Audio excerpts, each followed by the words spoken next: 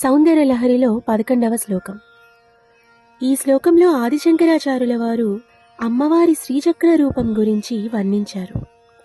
ఈ శ్లోకం చదువుకుంటే శ్రీచక్రార్చన చేసిన ఫలితం కలుగుతుందని మన పెద్దలు చెప్తున్నారు.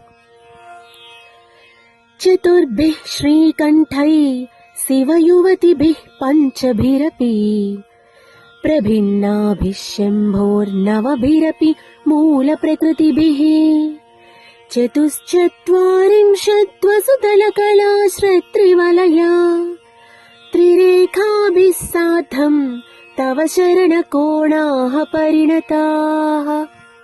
ఓ జగజ్జనని, 4 శివచక్రాలతో 5 శక్తి చక్రాలతోనూ కలిసి ఏర్పడినటువంటిదే శ్రీచక్రం. ఈ 9 చక్రాలలో 43 త్రికోణాలతోనూ 8 వసుదళాలతోనూ 16 కళల దళాలు 3 వలయాలు 3 రేఖలతో ఏర్పడిందమ్మా. ఇందులో ఇంకొంచెం వివరంగా చెప్పుకుందాం. శ్రీచక్రంలో బిందువు ఒక్కటే ఒక చక్రంగా భావిస్తారు. తర్వాత వచ్చిన ఆవరణలో ఒకే ఒక్క త్రికోణంగా ఉంటుంది. తర్వాత 2వ ఆవరణంలో 8 త్రికోణాలున్నాయి. దాని తర్వాత 3వ ఆవరణలో 10 త్రికోణాల చక్రం ఉంది. 4వ ఆవరణలో ఇంకొక 10 త్రికోణాల చక్రం ఉంటుంది. ఆ తర్వాత 14 త్రికోణాల చక్రం ఉంది. మొత్తం 4 శివచక్రాలు 5 శక్తి చక్రాలతో ఉంది. ఇక్కడ పైకి వెళ్లే త్రికోణాలు శివుణ్ణి తెలియజేస్తుంది, కిందకి వెళ్లే త్రికోణాలు శక్తిని తెలియజేస్తుంది. ఆ తర్వాత అష్టదళ పద్మము, షోడశదళ పద్మము, చతురస్రాలు, ఇలా ఎన్నో ఆవరణాలు శివశక్తిలాగా కనిపిస్తోంది. అదే శ్రీచక్రం. శివుడు శక్తి కలిసి బిందువులో ఉంటారు. కాబట్టి ఈ 4 శివ త్రికోణములు 5 శక్తి త్రికోణములు కలిసి ఈ నవ ఆవరణలతో మొత్తం 43 త్రికోణాలుగా ఏర్పడుతున్నాయి. కాబట్టి ఈ శ్రీచక్ర నిర్మాణం ఎలా జరుగుతుందంటే 4 శివ త్రికోణములు 5 శక్తి త్రికోణములు కలిసి ఈ నవ ఆవరణాలతో మొత్తం 43 త్రికోణాలుగా ఏర్పడుతున్నాయమ్మా. తర్వాత అష్టదళ పద్మం, దాని తర్వాత షోడశదళ పద్మం, ఆ తర్వాత చతురస్రములొచ్చింది. ఇదమ్మా నీ శ్రీచక్రం అని నమస్కరించుకుందాం.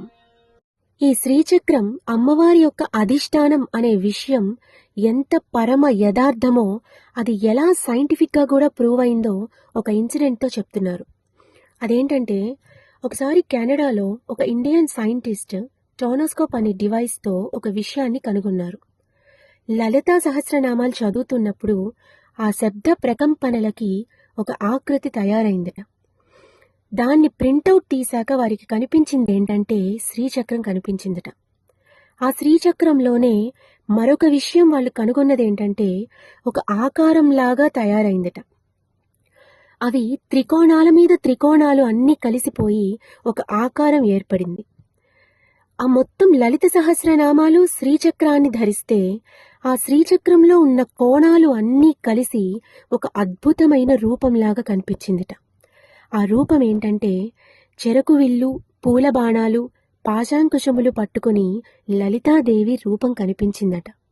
కాబట్టి అమ్మవారి యొక్క నివాసం శ్రీచక్రమే. ఇదే మనకి యంత్రంలో కనపడుతుంది. మంత్ర తంత్ర విగ్రహ రూపంలో కూడా మనం అమ్మవారినే ఉపాసన చేస్తున్నాం. ఆ మూడింటిని వివరిస్తున్నదే ఈ శ్రీచక్రం. ఈ శ్లోకం చదువుకోవడం వల్ల కలిగేటువంటి ఫలితం ఏంటంటే పిల్లలు పుట్టకుండా ఉండే దోషం ఏదైతే ఉంటుందో అది తొలగిపోయి సత్సంతానం కలుగుతుంది.